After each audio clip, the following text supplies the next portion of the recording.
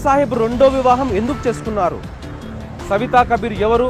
ఆమెపై అంబేద్కర్కున్న అభిప్రాయం ఏంటి? రెండో వివాహం చేసుకున్న తర్వాత కాలంలో బ్రాహ్మణుల పిల్లలను దళితులు పెళ్లి చేసుకోవద్దని బాబాసాహెబ్ ఎందుకు చెప్పారు? ఆయన అనారోగ్యానికి కారణం ఎవరు? అంబేద్కర్ జీవితంలోని కొద్ది మందికే తెలిసిన విషయాలు ఇవి. అంబేద్కర్ శారీరకంగా చాలా ఫిట్. అణగారిన వర్గాల తలరాత మార్చాలన్నది ఆయన జీవిత ఆశయం. పీడిత వర్గాల శ్రేయస్సు తప్ప తన ఆరోగ్యాన్ని ఆయన పట్టించుకోలేదు. 1945లో బాబాసాహెబ్కు మధుమేహం వచ్చింది. బొంబాయిలో డాక్టర్ మాల్వాంకర్ దగ్గర ట్రీట్మెంట్ తీసుకునేవారు. మాల్వాంకర్ పై దళిత మేధావులకు చాలా అనుమానాలున్నాయి.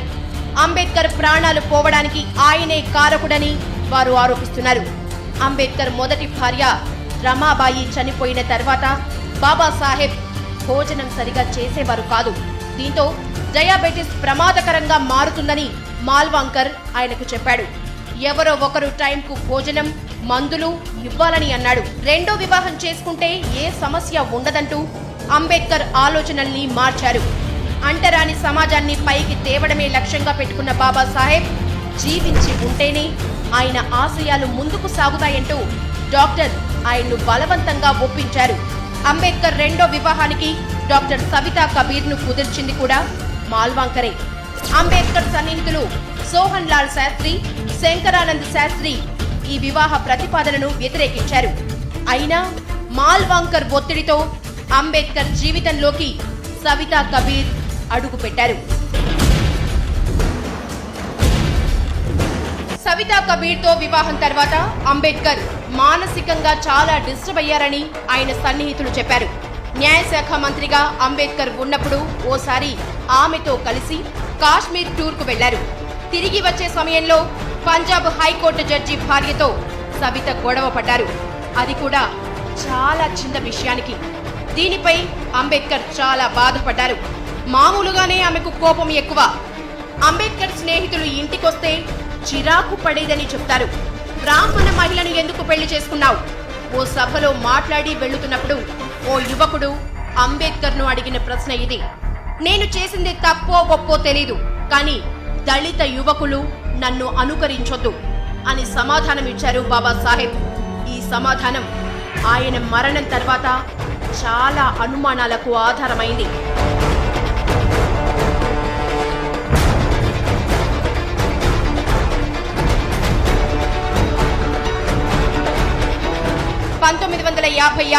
మార్చి 18 అంబేద్కర్ ను అడ్డు తొలగించుకోవటానికి కుట్ర జరుగుతోందన్న అనుమానం మొదలైన రోజుది. డాక్టర్ ఎఫ్ బస్టన్ తో కలిసి డాక్టర్ కృష్ణమూర్తి అంబేద్కర్ ను కలిశారు. ఆయన ఆరోగ్య పరిస్థితిపై ఆందోళన వ్యక్తం చేశారు. దీంతో ట్రీట్మెంట్ తప్పనిసరి అని భీమ్రావుకు నచ్చజెప్పారు. కానీ సవితా కబీర్ కు ఈ ప్రతిపాదన నచ్చలేదు. మాల్వాంకర్ తప్ప ఇంకెవ్వరూ అంబేద్కర్ కు ట్రీట్మెంట్ ఇవ్వడానికి వీల్లేదని కరాఖండిగా చెప్పారు. మద్రాసుకు తిరిగి వెళ్లాక అంబేద్కర్ కు రాసిన లేఖలో సవితా కబీర్ తీరుపై డాక్టర్ కృష్ణమూర్తి తీవ్రమైన ఆరోపణలు చేశారు. బాబాసాహెబ్ ఆరోగ్యం క్షీణించటానికి సవితా కబీరే కారణమని విమర్శించారు. ప్రాణాలు తీసే వరకు ఆమె వదిలేలా లేదని అన్నారు. అంబేద్కర్ చనిపోతే ఎవరికి లాభం? ఆయనంటే నెహ్రూకు పడదా? భీమ్రావ్ మరణం వెనుక రాజకీయ హస్తం ఉందా? ఎంక్వైరీ కమిషన్ రిపోర్ట్ను తొక్కి పట్టింది ఎవరు? అంబేద్కర్ చనిపోయాక ఆధారాలను అంతం చేసింది ఎవరు? అంబేద్కర్ మరణాన్ని మిస్టరీగా మార్చిన విషయాలేవి. నాటి ప్రధాని నెహ్రూ తీసుకున్న కొన్ని నిర్ణయాలను న్యాయశాఖ మంత్రిగా అంబేద్కర్ తప్పుబట్టారు. ముఖ్యంగా కాశ్మీర్ ను ఆక్రమించిన పాకిస్తాన్ విషయంలో జవహర్ మెతక వైఖరిని వ్యతిరేకించారు. సైనిక చర్య కొనసాగించకుండా కాల్పుల విరమణ పాటించడాన్ని బహిరంగంగానే విమర్శించారు. అలాగే కాశ్మీర్ కు ప్రత్యేక ప్రతిపత్తి కల్పించే ఆర్టికల్ 370 విషయంలోనూ నెహ్రూతో బాబాసాహెబ్ విభేదించారు. నెహ్రూ నిర్ణయాల్లోని తప్పులను ఎత్తి చూపేందుకు అంబేద్కర్ ఏనాడు వెనకాడలేదు. అయితే దీన్ని చాచా జీర్ణించుకోలేకపోయారని కొంతమంది విమర్శిస్తారు. అలాగే డాక్టర్ అంబేద్కర్ కాలేజీకి వెళ్లి చదువుకున్న తొలి దళితుడు. University of Columbia, London university, London school of economics లో చదువుకున్న అట్టడుగు వర్గం ప్రతినిధి. అందువల్లే నెహ్రూకు బాబాసాహెబ్ అంటే అసూయ ఉండేదని సుబ్రహ్మణ్య స్వామి లాంటి నేతలు విమర్శిస్తారు. అంబేద్కర్ను ఎన్నికల్లో ఓడించడానికి నాటి అధికార పార్టీ నేతలు విచ్చలవిడిగా డబ్బు పంచారని ఆరోపిస్తున్నారు.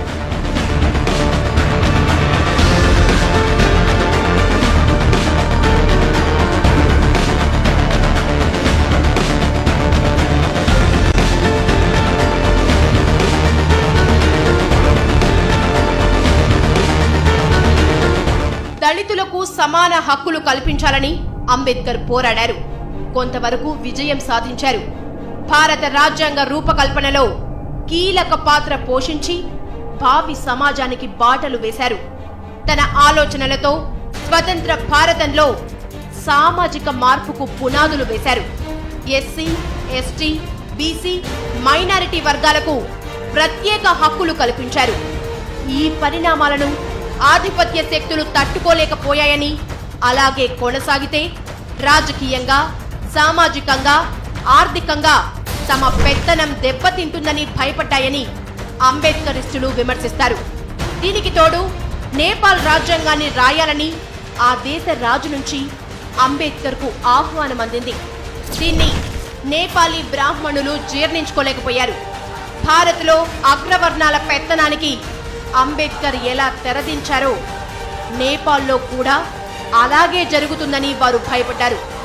ఈ కారణాలతోనే అంబేద్కర్ను లేకుండా చేసే కుట్ర జరిగిందన్న అనుమానాలున్నాయి.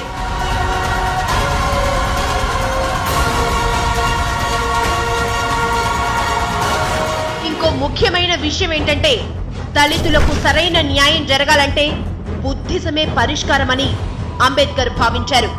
1956 అక్టోబర్ 14న నాగ్పూర్లో బుద్ధిజం తీసుకున్నారు. తనతో పాటు 6 లక్షల మందిని బౌద్ధ మతంలోకి తీసుకువెళ్లారు. దేశంలోని దళితులంతా బౌద్ధులుగా మారాలని అంబేద్కర్ పిలుపునిచ్చారు. ఈ పరిణామంతో హిందూ సమాజం పునాదులు కదిలిపోయాయి. అప్పుడే బాబాసాహెబ్ను భౌతికంగా లేకుండా చేసే కుట్రను అమలు చేయడానికి నిర్ణయం జరిగిందని ఆయన అనుచరులు చెప్తారు. 1956 డిసెంబర్ 6న ఆయన నిద్రలోనే కన్నుమూశారు.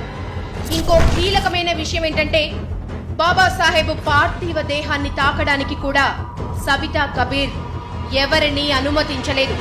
పోస్ట్ మార్టం చేయించాలని సన్నిహితులు చెప్పినా వినలేదు. కనీసం బ్లడ్ శాంపిల్స్ తీసుకోవటానికి కూడా ఆమె ఒప్పుకోలేదని అంబేద్కర్ అనుచరులు ఆరోపించారు.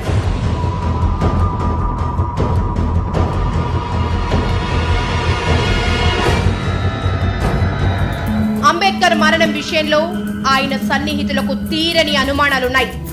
దేశంలోని చాలా వర్గాల నుండి సమగ్ర విచారణ జరిపించాలన్న డిమాండ్లు వచ్చాయి. దీంతో డిఐజీ సక్సేనా కమిషన్ ను నెహ్రూ ఏర్పాటు చేశారు. అంబేద్కర్ సన్నిహితులు, కుటుంబ సభ్యులను కమిషన్ విచారించింది. అందరూ సవితా కబీర్ నే అనుమానించారు. దీంతో పాటు అంబేద్కర్ చనిపోయిన తర్వాత అర్ధరాత్రి ఇంటి నుండి మొదటి ఫోన్ కాల్ డాక్టర్ మాల్వాంకర్ కు వెళ్లినట్లు కమిషన్ విచారణలో తేలింది. విచిత్రం ఏంటంటే, కమిషన్ ను నియమించారు గాని దాని రిపోర్ట్ను ప్రభుత్వంలో కీలక స్థానాల్లో ఉన్న నేతలు తొక్కిపెట్టినట్లు ఆరోపణలున్నాయి. ఇప్పటికీ పార్లమెంటు ముందుకు ఆ రిపోర్ట్ రాలేదు. భారత రాజ్యాంగ రచయితకు ప్రభుత్వాలు ఇచ్చిన గౌరవం ఇది. అంబేద్కర్ కు ట్రీట్మెంట్ చేయడానికే సవితా కబీర్ ఆయన్ను పెళ్లి చేసుకున్నారు. మరి ఆమె చేసిన చికిత్స ఎందుకు పని చేయలేదు? దాదాపు 10 సంవత్సరాలు మందులు వాడినా డయాబెటిస్ ఎందుకు కంట్రోల్ కాలేదు? సరైన సమయానికి భోజనం, మందులు తీసుకుంటే అదుపులో ఉండే డయాబెటిస్ అంబేద్కర్ ప్రాణాలు ఎలా తీసింది? ఇవి కొన్ని వర్గాల నుంచి వచ్చిన ప్రశ్నలు. కొంతమంది దళిత మేధావులు, రచయితల వాదన ప్రకారం అంబేద్కర్ను అంతం చేయడానికి ఆధిపత్య వర్గాలు కుట్ర చేశాయి. అందులో భాగంగానే డాక్టర్ మాల్వాంకర్, సవితా కబీర్ అంబేద్కర్ జీవితంలోకి ప్రవేశించారు. ట్రీట్మెంట్ ఎలా జరిగిందో గానీ ఇన్సులిన్ ఓవర్ డోస్ అంబేద్కర్ పై స్లో పాయిజన్ లా పనిచేసిందన్న అనుమానాలున్నాయి. చనిపోయే రోజు రాత్రి 11 గంటల దాకా సన్నిహితులతో కులాసాగా కబుర్లు చెప్పారు అంబేద్కర్. 11:30కు నిద్రపోయారు. అదే ఆఖరి రాత్రి. దళిత సూర్యుడు తెల్లారి ఉదయించలేదు. అనుమానాలు మాత్రం అంతు లేకుండా పుట్టుకొస్తూనే ఉన్నాయి. దళిత సమాజం ప్రశ్నలకు ఇప్పటికీ సమాధానాలు